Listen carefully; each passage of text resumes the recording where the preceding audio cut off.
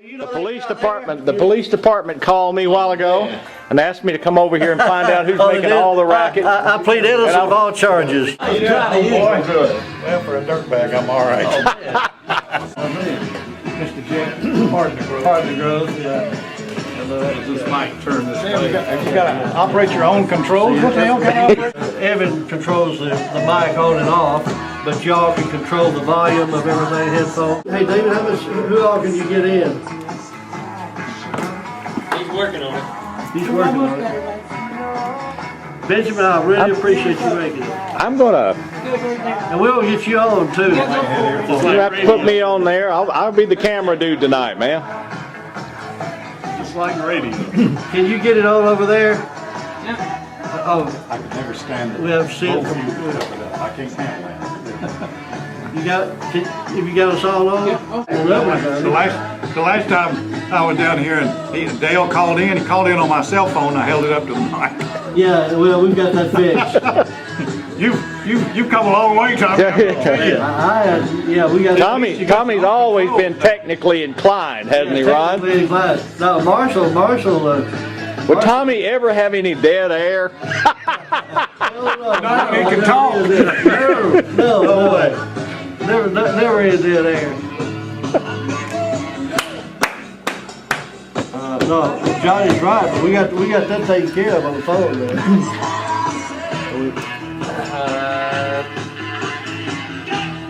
25 seconds. This is Jet Fly night, and we've got the gang together, some of them, and we'll have more of them as the evening progresses. And by my side over here is Ron Daly. Remember Ron Daly? Ted, how are you doing? I'm doing good. You're looking great. I tell you what, the first time Ron and I met, Ron had his fingers in his ear along with Ray Wallace down in Nashville, Tennessee at Ma Dillard's boarding house. And we were in broadcast school together. Right. You're driven in from Smithfield, Tennessee. You and Dale Anthony. Exactly. And all of us were going to a broadcast school in Nashville, Tennessee. Mid-South. Yep. And did it get any better than that? Everybody lived at a boarding house. We worked during the day with regular jobs. Right. And went to broadcast school at night. And then after school, went to radio stations and watched some of our favorite DJs play music. Thank you for saying. You said everything that. That's exactly how it happened, really. And do you remember who some of those favorite DJs were back in the? Well, I tell you. When was this? Late 50s, early 60s? No, early 60s. No, it was 1960. You could go to WSM. Right. If you could work your way around the guard, work your way in, and Ralph Emery was a young man. Was he? Yeah. He'd let you sit in with him, but he'd say, "Look, now I'm going to have some stars in here. Don't say anything." Yeah. And he'd let you watch him. Yeah, he let you watch him. Yeah. And you get to meet, You just still kind of watch him now on TV. You kind of see Porter Wagner or somebody come in, kind of wave at him from the side to see you interview them. Dale and Ray Wallace and I were up at WSM one night, and sitting on the couch was Patsy Cline and Skeeter Davis. Really? Yeah. And remember, Tommy, over at WLAC, you'd go over there. Remember, you had 50,000 watts on one side with WSM. Right. On the other side of town, you had WLAC radio with 50,000. John R. John R. Oh, John man. Richburg. Yeah. Hoss Allen, John R. Yeah, man. Ernie's Record Ernie's Mart. Record Mart. Yeah. No other place but Ernie's Record Mart. And what was the one in Gallatin? Nashville and owned there. And Randy's Record Mart in Gallatin. in Gallatin, Tennessee. That nighttime, wasn't that like a 50,000 clear channel station? Had a big. WSM was, but LAC was not clear channel, but they were 50,000 watts. As a young man, the first records I ever bought was from Randy's Record Rock. Were they really? Yep. And if you look this back, happens to be Johnny Eagle, I might add.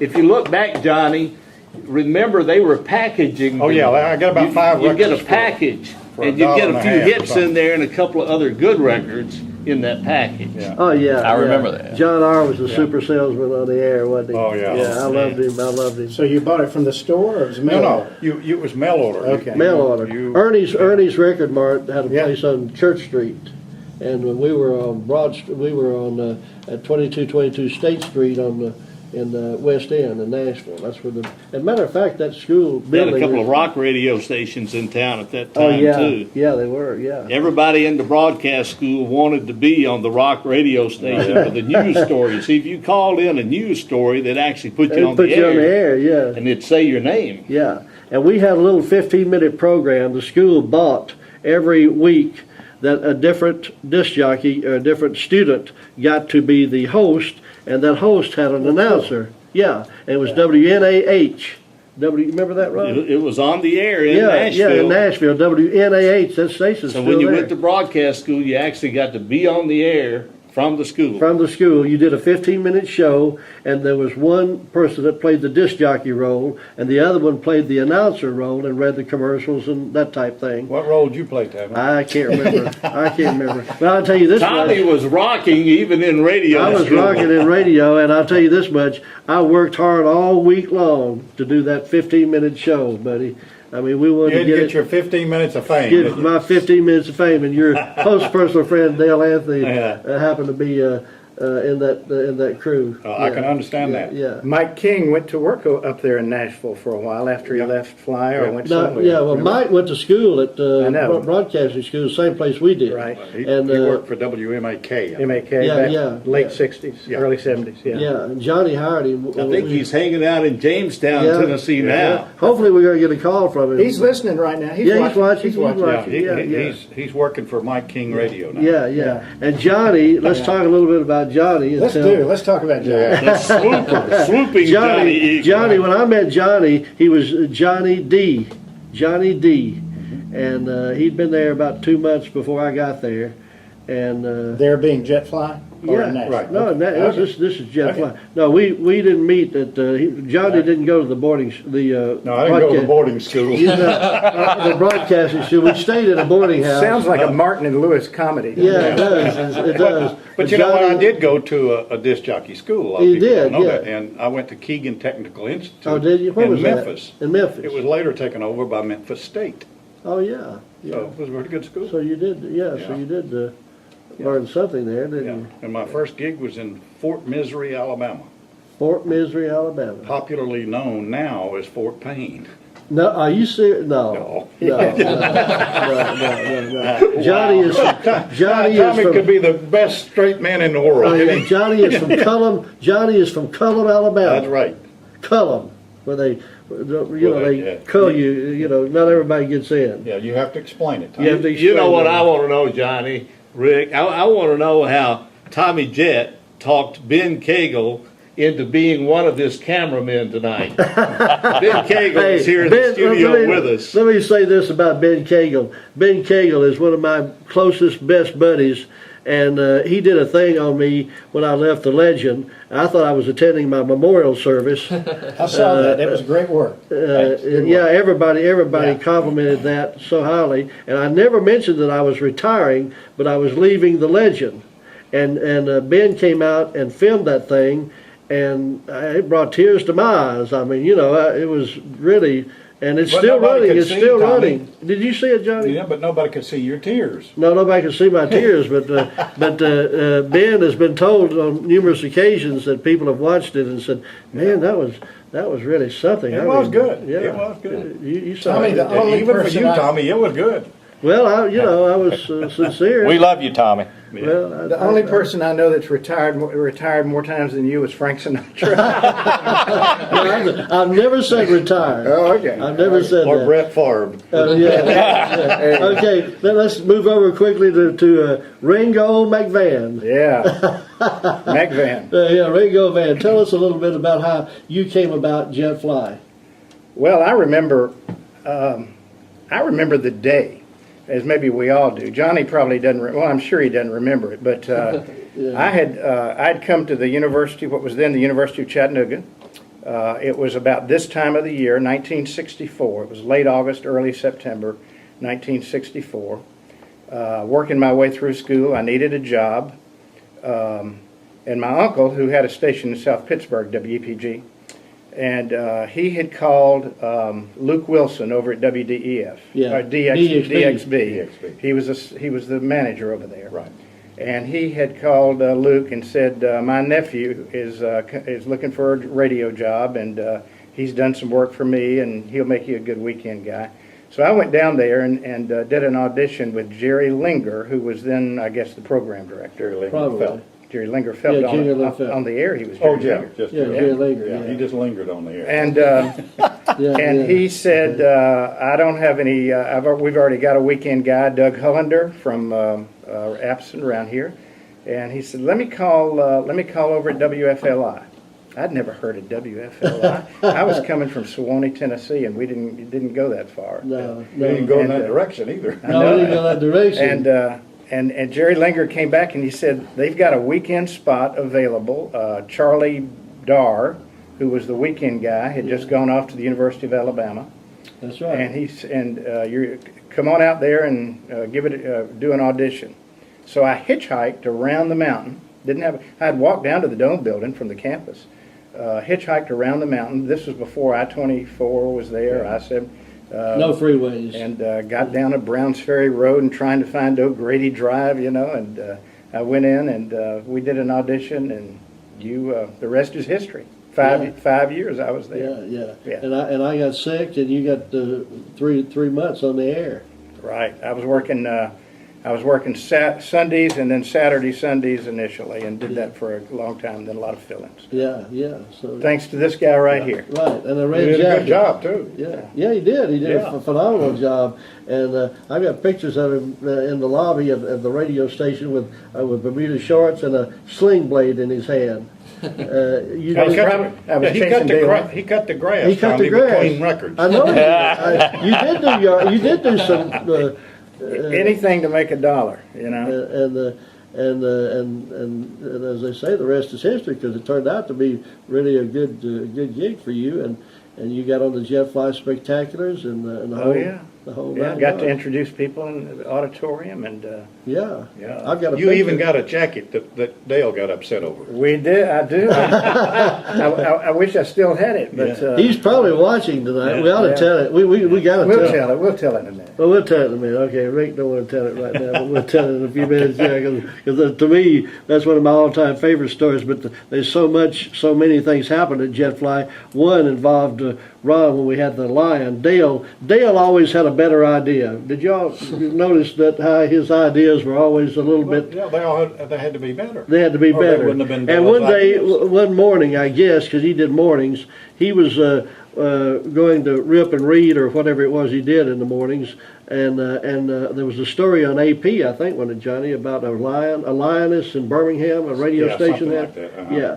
DXB had a lion for a mascot at one time, and so Dale thought it would be a great idea if we were to get a lion as a mascot, and so he rips this off the wire service, and I guess by then Johnny was you were program director by then, weren't you? Or I think so. yeah, and gives it to Johnny, and next thing you know, Billy Warren drove down and got that lioness In Birmingham. in Birmingham, yeah, and brought it back, and We bought a special station wagon. yeah, I remember that. You yeah, I remember with that, a wire cage in the Had middle. the call letters written all over it. So later, if you were in high school and you could guess the number of call letters written on that vehicle, You you'd won be the it. winner. You win You'd it, be yeah. the winner. Yeah. What would you win? the car, The car. yeah. Mr. Benz would take the line around himself. If you rode with him, he would make sure he got some hamburger meat or something, and he'd stick it behind the passenger seat, and that line would go nuts. Oh yeah, Joe. Thank you, buddy. I appreciate you. Billy Joe Royals calling. Okay, that's Billy Joe Royal. He's going to call back in about a half hour. Oh yeah, that's signed done by my close personal friend Dion DiMucci. Everybody's your close personal friend. Have you ever known anybody that did not have so many close personal Close personal friends. That's right. I do really, but the show about with Dion was not affiliated with Jetfly, so we won't go into that. But I did do a show with him at the National Guard Army. You remember that, don't you, Johnny? Yeah. The show we did with Dion, that I did with Dion at the National Guard Army. Right. A dance couple booked that show. I can't remember. A dance couple? Oh, you talking about the guy that ran the Yeah. think. The workout club. Right. I can't think of the I name of can't it now, either. but they also danced. Yeah, they did. I know what you're talking Yeah. I know a couple of people who are not your close personal friends. Well, you're one of them. A couple of former program directors. Oh, Lord. He could have gone all day without saying that. Oh, my goodness. I don't even have a comeback for that. Remember when James Brown would come to Chattanooga? Oh, and yeah. Tommy would always be the one invited out to the hotel to talk Oh, to yeah. him. and Yeah, interview yeah. him. And meals later at, what's that restaurant down on MLK, Lamar or something? Let's see. yeah. No, it was. Yeah. I can't remember now, but yeah, I was always invited down to spend time with James Brown, the Fiestas, and Sam Cooke, and Little Willie John, and all those guys. You know, because I had the black audience at night with the night train. Whose idea was it to do the night train? I was the first You one. know, on it. I really don't remember, Tommy. The Budweiser Yeah. night train. You know, Anheuser-Busch. Is it true that you guys gave away beer at one time? Yeah. It was legal to do that. It was Exactly. legal. I drank beer on the air. You know, I would open a beer and drink it on the air. Why do you think he says hey now for? Yeah, exactly. We did things innocently that we didn't know that we couldn't do. We just did them, you know, and some We things probably wrote several laws. we probably did. Yeah, I'd say we broke several laws. No, I said wrote them, not Oh, wrote 'em. wrote them. Oh, yeah, we wrote them too. When I first came into Chattanooga, Johnny, I remember this very well. I was so impressed with Tommy's car because he had his name on the I know. side. Oh, yeah. Remember that? Him and Dale Anthony. Yeah, had his Dr. Dale on name. the wing. What Yeah. what was your slogan on there? again? No, just Tommy Jet, WFLI Radio News. Mm-hmm. I couldn't even read. I couldn't even read. You never Yeah. did the news? I never did the news.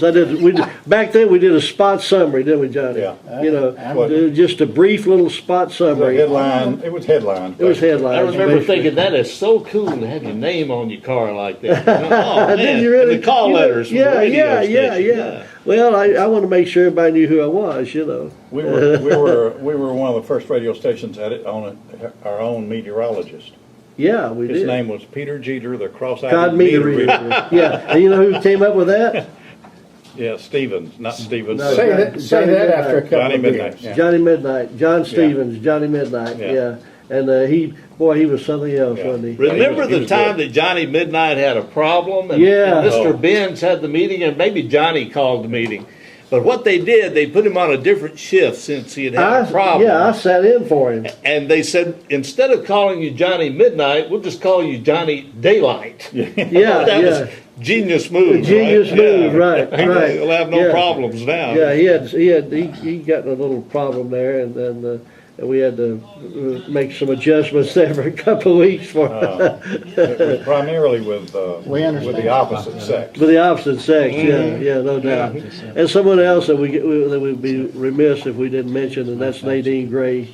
You know, and I've been thinking about. I've tried to get it to find out if she's still living. I don't- Sales manager. Yeah, she was the first female salesperson in Chattanooga, and then later, when we first started, when Johnny and I first started, Leon Beavers was the sales manager, and Nadine took Leon's place as the first female sales manager in Chattanooga, wasn't she, Johnny? I believe And when was this? Yeah. This was in 1961. Early 60s, yeah. Yeah, early 60s, 61, 62. She was gone time I got there, by the time I Yeah, Ringo. Yeah, you were a late bloomer. late bloomer down the road. But we still think of you as one of the original fly people. Fly Well, we guys. have to. He has a jacket. And he has a jacket. Yeah, There's a story You got behind a that. Dale Anthony jacket. Sounds like a jet fly spectacular. We got to tell the story. You know, everybody picks on Dale. Dale was a great morning guy. He was a great disc jockey. He ran number 2 to Luther all those years. And Yeah, number 2. Mike King was his news guy. But Okay. Bell loved him. Yeah, oh yeah. Oh yeah. We're not going to tell that story. We're not going to tell that story. We had. It was the first Jet Fly Spectacular. I believe. 1965. I think it was the first one. March 1965. And you'd been sick. I was doing your show that on the afternoon, whatever. But who was the lady that lived next door that did the cleaning of the station? Doolin? Miss Yeah. Doolin. Miss Doolin. Miss Doolin. Miss Doolin was the, and her family, but Yeah. primarily Miss Doolin, would come in there every day to sweep the floors and clean the place up and come into the newsroom and clean out everything, and was a part of the family. Knocked the arm off the turntable. Yeah, Tommy would always get upset when she'd come in when he was on the air. yeah. Everybody else didn't care, but Tommy would get all upset when Miss yeah. Doolin would come I in. did, I when agree. when he was on the air. Yeah. But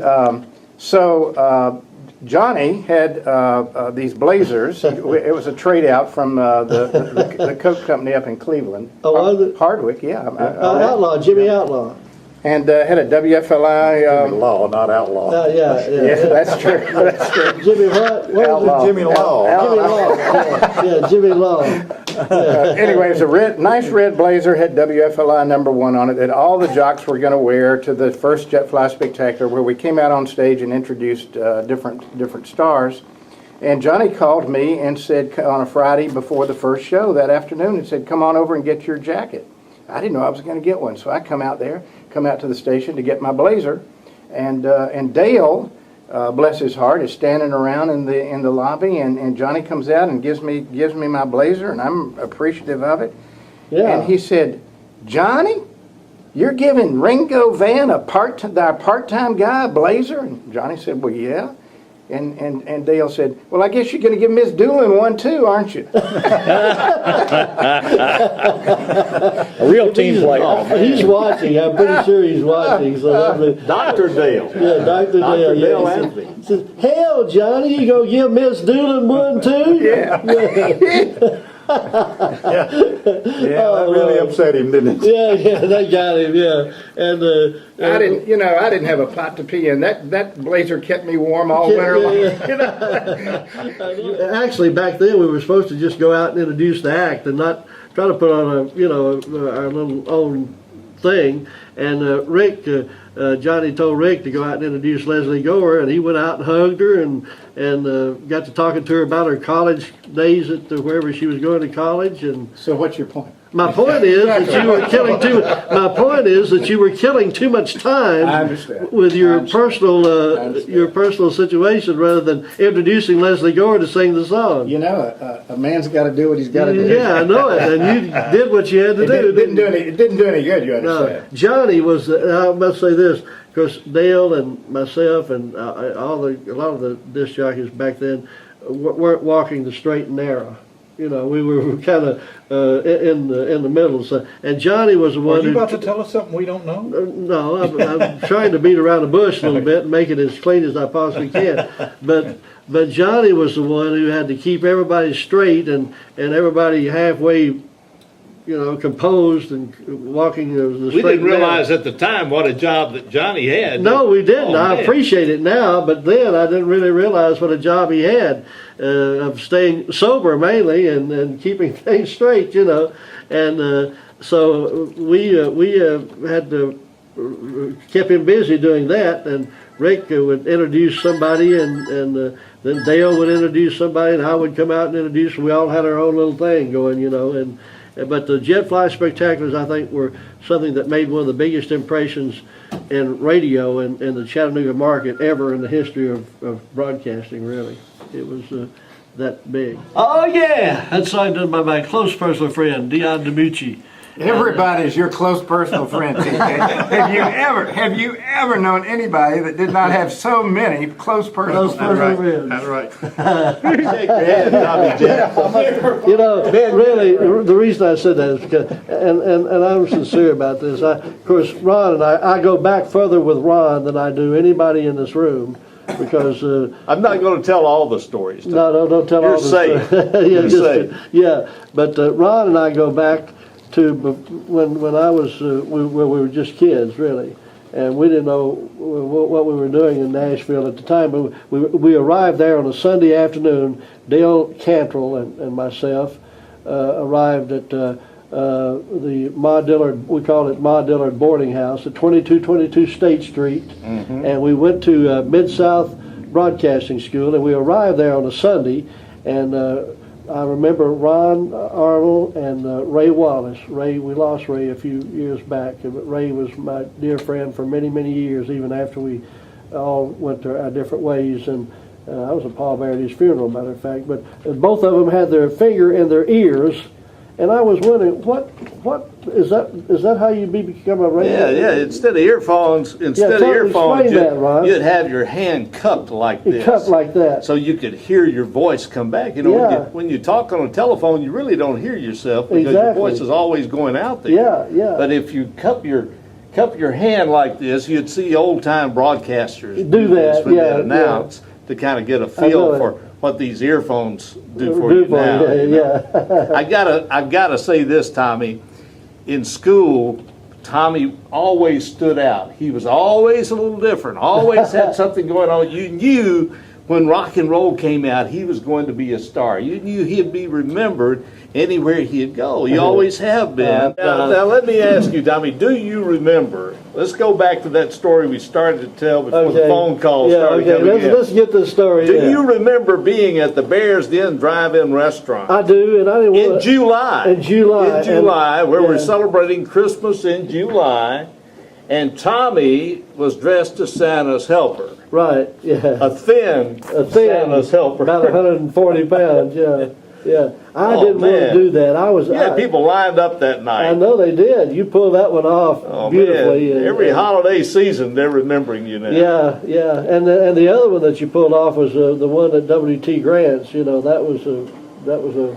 Yeah, one time we lined up a promotion. This was just a fun thing because we said Tommy could take a vacation anywhere he wanted to. Right. He could go to the Bahamas. He could go to Hawaii. wherever. Yeah. But he chose W.T. Grant's. That's when they were open, right?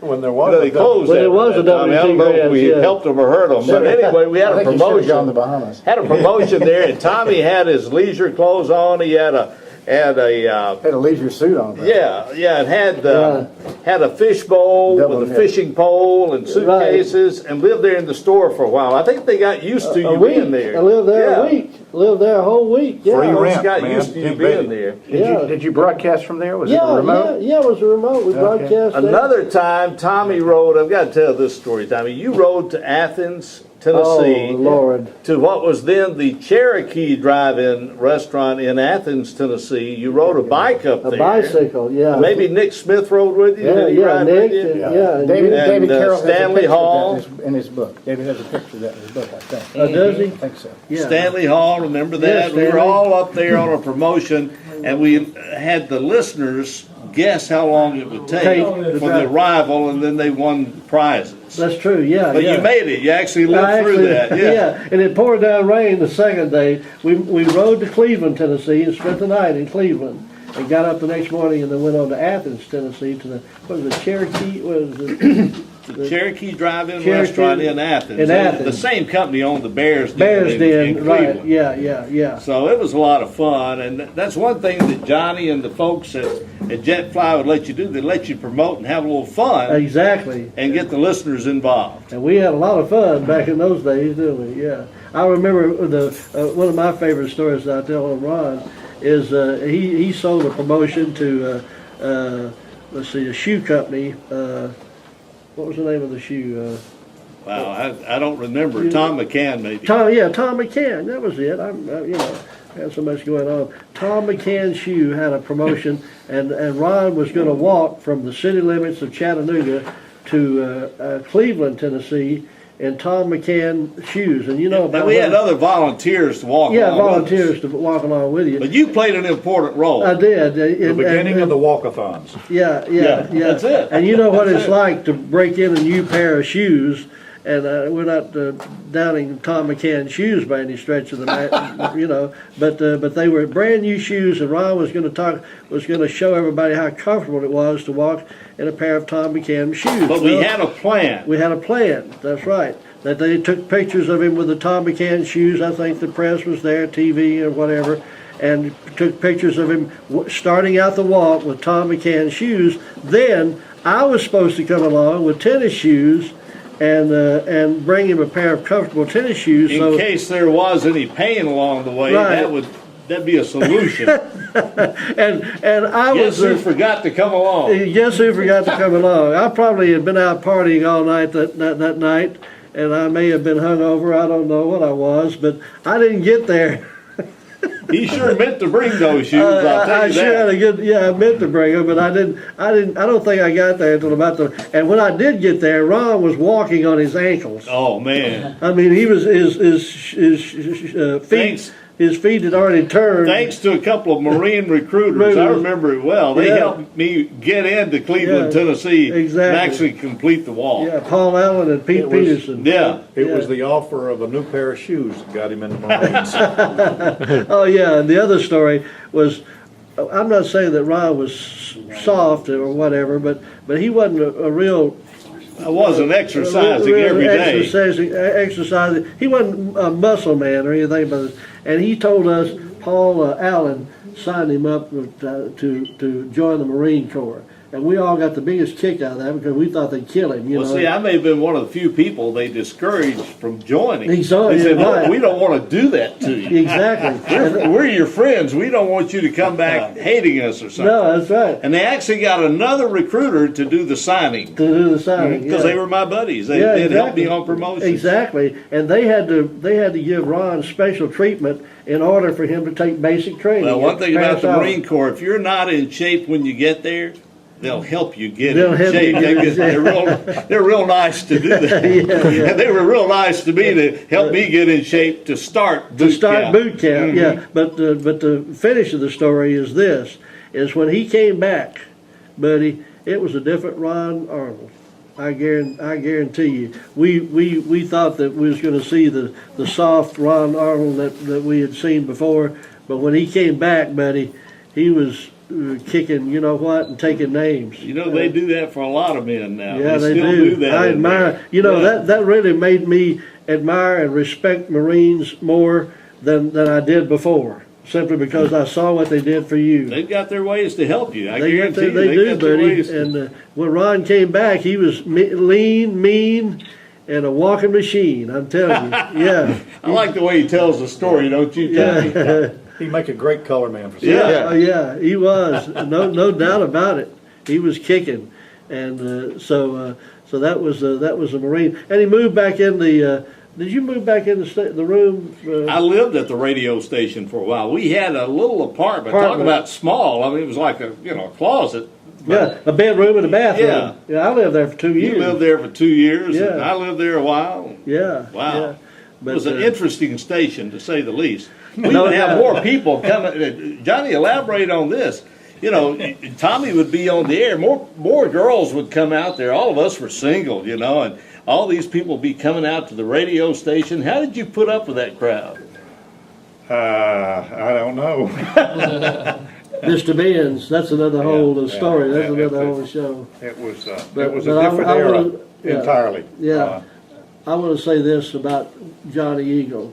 Johnny was one of the best organizers and the most proficient programmer following through on things of anybody I've ever known. He put up with all of us for one thing, and of course Mr. Benz, he actually put up with Mr. Benz too, as we all did. I loved him, but he had some problems that were hard to deal with.